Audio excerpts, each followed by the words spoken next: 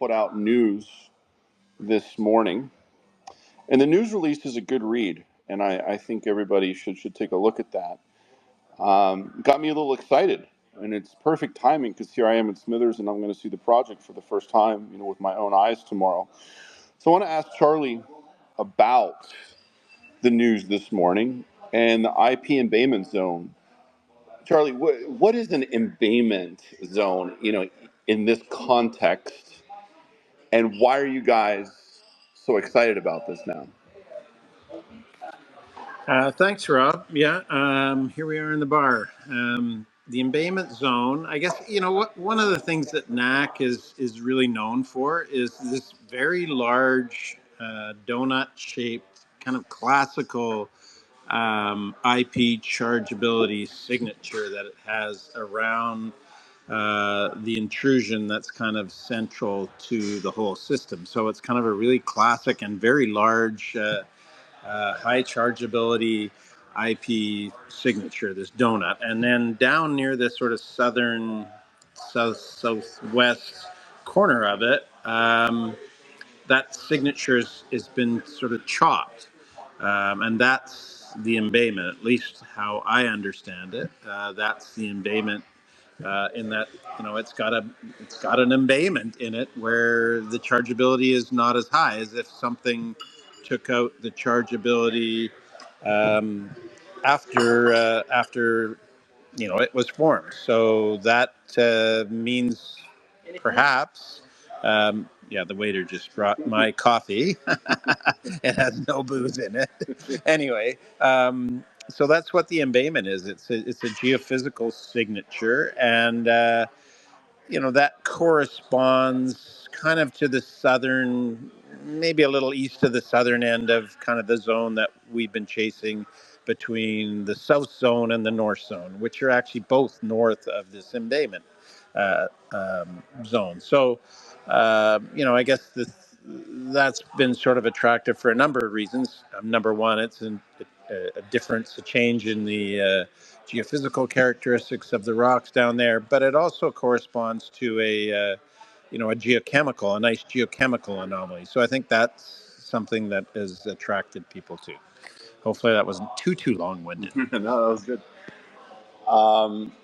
Okay, so hole 19, you put in the news here this morning that the last 200 or so meters, of this hole, you're seeing quite a bit of chalcopyrite. So that's a positive sign. Is there a change at depth in terms of what you're seeing, in terms of you're getting more chalcopyrite at depth in hole 19? Is that part of the reason why you're excited about this? And is this more characteristic of the potassic core of a porphyry system?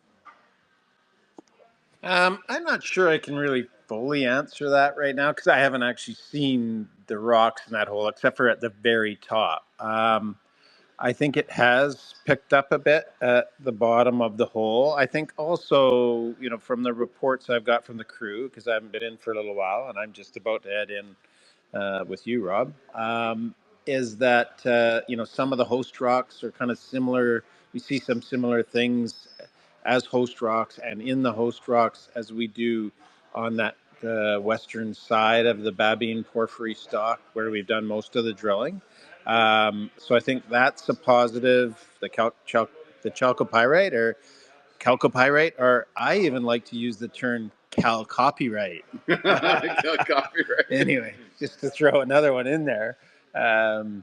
That was a buddy of mine. He was an accountant that used that term, but I love it. Anyway, so that picked up, and one of the things that really intrigues me about that embayment zone was across kind of to the other side of it. We drilled to the northeast in hole 9 at the end of, or at the start of 2023's drilling, and we haven't really drilled all the way across it. So this hole, we spotted kind of from as close as we could get to it this season, but we couldn't get farther up the old drill trails because of the moisture this year. So, we haven't really drilled across it in the ideal way place. And probably one place to do that when we can get to it, and I think we will be able to get to it maybe in another month or so, is from that same collar as hole 9, but drilling in the other direction, Okay. back to the west. So that will, put a hole across it. So, there's a bunch of intriguing things. We're seeing that calco picking up at depth. There's a couple of holes just outside of that circle on the news release, that figure, the plan view figure in the news release, that were drilled by Hera back in the 90s.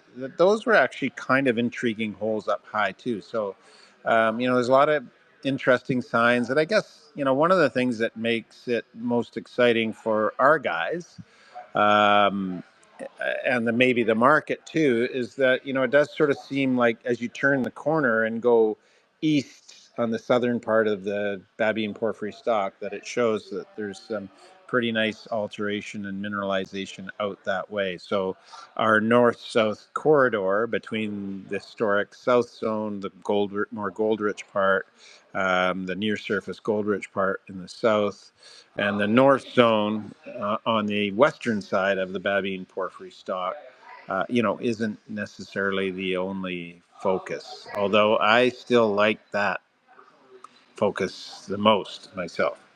Okay. And a final question about this morning's news. So the discovery of an outcrop, a porphyry outcrop in that, the embayment zone, right? So this is a project that's not known to have a lot of outcrop. So is that a big surprise to you guys? And what does it mean that there's porphyry alteration at surface? Yeah, it's not just porphyry alteration. We zapped it with the XRF thing, and it runs copper. I don't think an outcrop had been found right in there before. And as you say, there isn't a ton of outcrop. It's not a great place for making geologic maps, and that's kind of what I'm known for. At least in my younger days, I'm getting kind of old actually, and less mobile. And it's kind of a brushy, heavily forested area in general, except for where we're drilling, where there actually is a clear cut. But it's pretty thick bush, so I don't think there was a historically known outcrop there. No, and it is mineralized and it's at surface. I mean, nothing better than mineralization right at surface because you don't have to dig to get to it. And I think it's actually turning out that there is maybe a little bit more outcrop around. Not great outcrop, but you just have to kind of go out there and find it. And we're doing that right now. In fact, one younger fellow who it's his second year working for us, for my firm that kind of does the consulting on this, is dynamite at getting out there. He's a young American student going to UBC in Vancouver, and he's actually not a graduate geo yet. He's close, but not quite. But he's out there right now, and we're going to make another outcrop map of that whole property and cover it, and see what comes of that, because that'll give us some power in terms of interpreting the geologic setting of the whole deposit. We've got a lot more drill holes; they go down deep. But that near surface data is kind of lacking.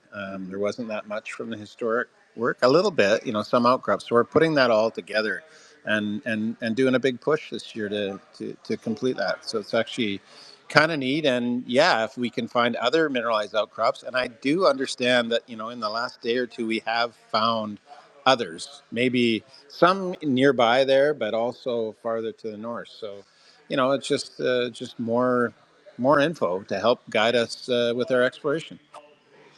Yeah, I think that's really cool that you're finding stuff at surface still in a project that's been known for a few decades, right?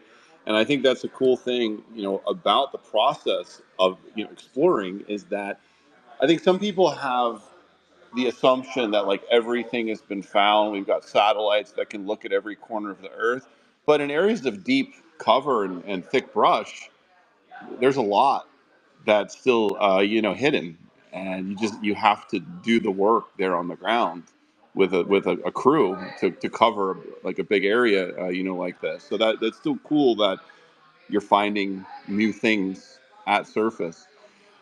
I want to take it a little more high level, Charlie, because I know you've been around for a while and you've worked a lot of porphyry projects. How does NAC stack up to a lot of other projects that you've been involved with, like Saddle, for example? Well, to be quite honest with you, I'd worked on a lot of other deposit types across the globe, and more non-porphyry ones, even though I'm from BC, but I have had quite a bit of experience, with them lately, including the GT thing at Saddle. So um, I've also had the opportunity to work pretty closely looking at both Saddle and NAC, with some porphyry experts. So I must say that I've been able to, poach some ideas off of them. There's a number of those guys, and we've mentioned them. You know, uh, uh, I guess in news releases and stuff that we've had working on the project. So NAC is. According to one of our consultants, Alan Wilson, he's looked at it, and I've looked at both NAC, a little bit at NAC, and also at Saddle with Dick Silito. So a couple of very well schooled Yeah, those guys are top notch. geos. So top notch guys, and Alan would characterize NAC as atypical. So it's kind of a different animal. Saddle was sort of a classic copper gold porphyry, not as spiky in grade as NAC. But NAC has steady, good low grade, and then these higher spikes, and that's because it's kind of a complex system. And I really like that about NAC is the fact that whenever we drill a hole, we see something new, and you know what? It's usually always good, right? It's complicated, The a bit trend more is your friend. complicated. The trend is your friend. Sure, that's great. It has a bunch of different dike phases, but they all bring in some grade and different host rocks from place to place. So quite a bit of variability, but overall, you got to step back at it, and it's like a big cloud of lower grade hosting some higher grade stuff. And when we just do systematic drilling across it, I'm pretty sure it's going to come out looking very, very good. So I'm excited about it, and I like the challenge of trying to figure it out. As a geo, it's like what's controlling where the goodies are, and that's fun, and it's kind of hard to do with no surface map because you don't see the trends of dikes, the orientation of the veins. There's in the area where we've done most of the drilling, it's down a little bit lower, and where the bulk of the outcrop is, and it's not great outcrop up there, but where the bulk of it is, it's a bit higher. And so down where we've done more of the drilling, there's more cover. There's like 20 plus meters of overburden. And, up on the top, there's usually overburden as well, and just the odd outcrop poking out. So that makes it a little tricky, but it's a good challenge and a fun challenge for our geos. Okay. Um, if anybody has a question for Charlie, you can either type to me and I'll ask it, or you can speak and I'll call on you.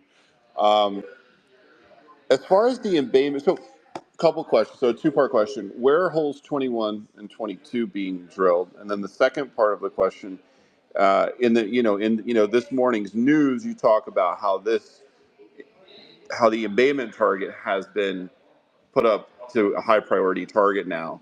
So you just step out a bit further from hole 19 towards last year's hole 9. Is that the hole 23? Is that what's going to happen? No, I think we've got to wait until things dry out a little bit. Mm-hmm. Sounds like the weather's that's going to happen.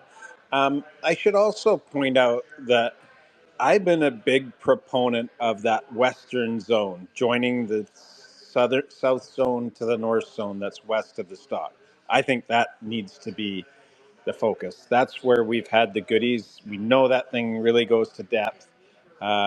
I think, yeah, it's a higher priority, the embayment zone. but I don't think it's the highest priority. Okay. I'm happy to have two rigs just pounding out that west, and I'd be happy if they just stayed there, to be honest with you, because I think that's going to turn out great.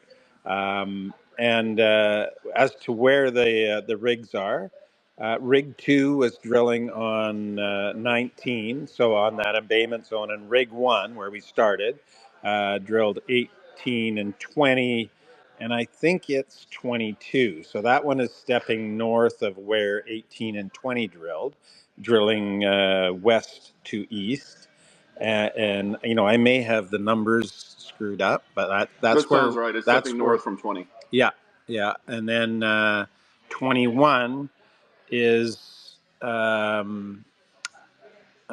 think it's around where hole. I could be wrong. Let's see. It's in the south zone, and it's actually drilling a subvertical hole, I think, into the south zone mineralization in a gap, kind of south of holes 22-3. Okay. So that south zone again is the near surface gold enriched part, and you know, it's filling a good sized gap in there. And what I'd really like to do is, like, you know, where does this south zone go? Does it have a trend like the you know, the near surface part of the south zone, the gold enriched, and has bornite and chalcopyrite, and it's quartz vein stockwork, which most of the mineralization is not like that at NAC. So it's kind of a different beast. Where does that go? You know, how does it have legs? You know, and what's the overall trend of the thing? Is it, you know, is it going parallel to the stuff that we're hitting at depth? You know, on the west side of the Babine Porphyry Stock, and it's on the west side as well, down on the corner of the stock, down on the southwest corner. You know, where does that trend? Where does that near surface stuff trend? Because if you've got, you know, really good grades like we have in that thing, I mean, we want to make that thing, uh, you know, very well defined. You want really good grade mineralization at surface because that's your starter, right?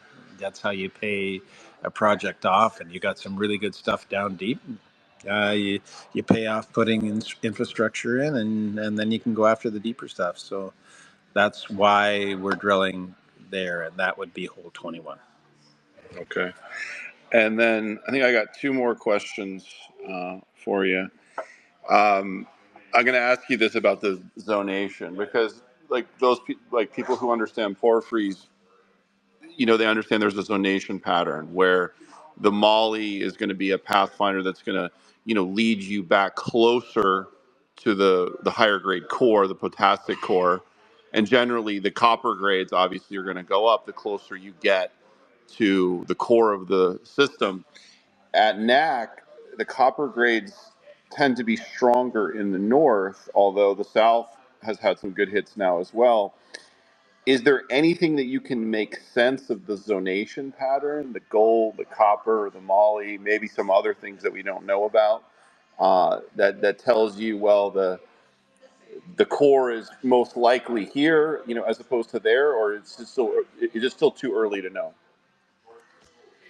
I think that question kind of factors into the complexity of the system, and you know, and the fact that, as Alan Wilson pointed out, that it's atypical. And you know, the way I see it is you have a number of phases of dikes, you know, slightly different compositions coming in at slightly different times. They're all roughly the same age. That's Eocene, you know, roughly 52 million years, and the host rocks aren't much older.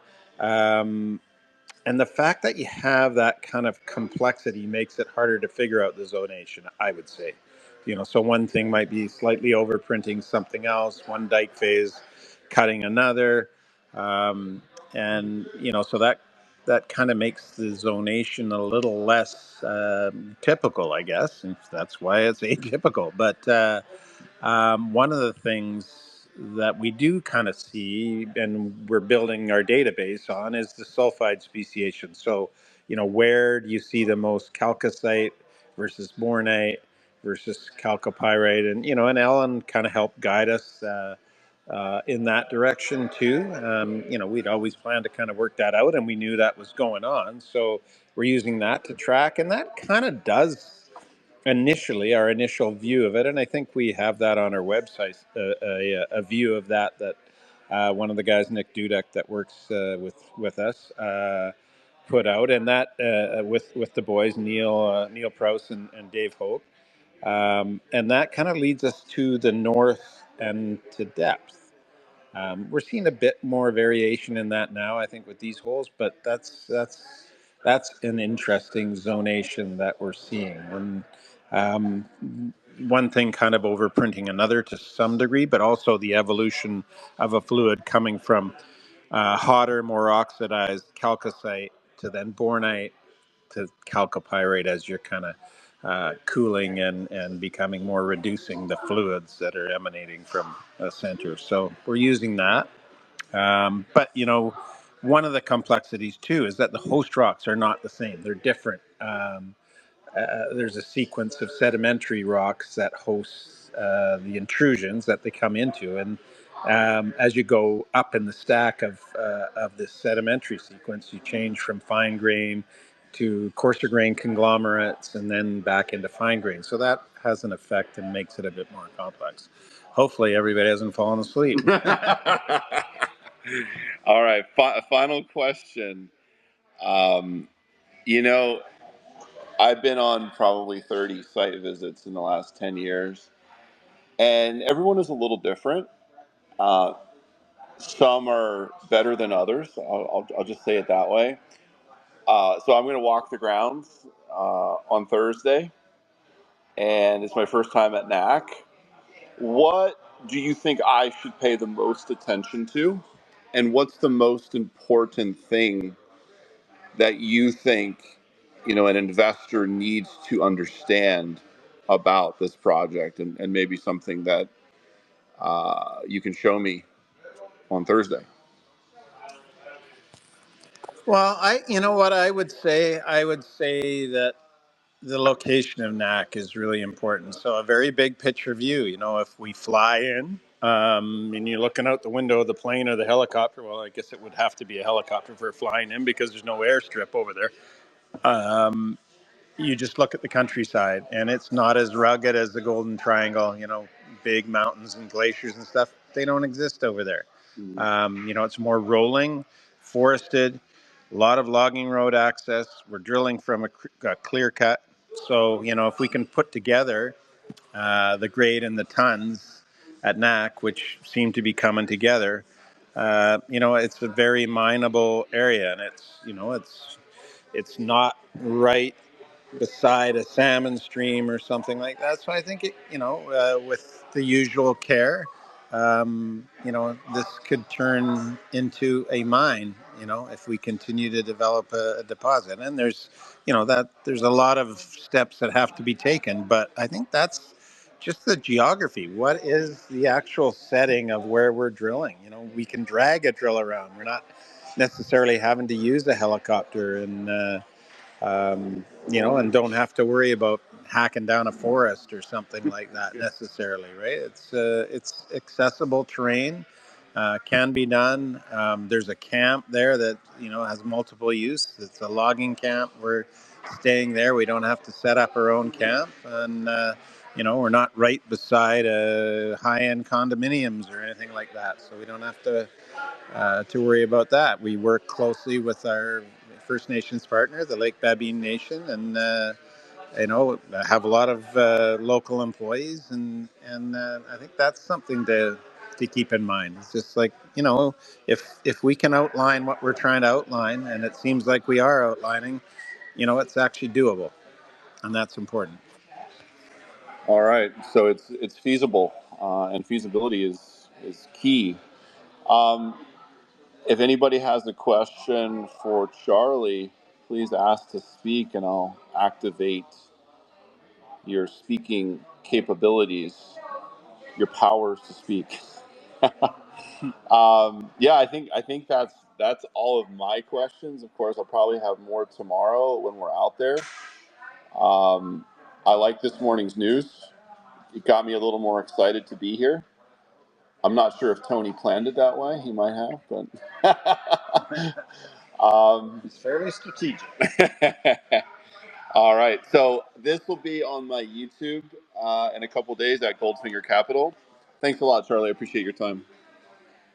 Yeah, you bet. My pleasure, Rob. Thanks very much.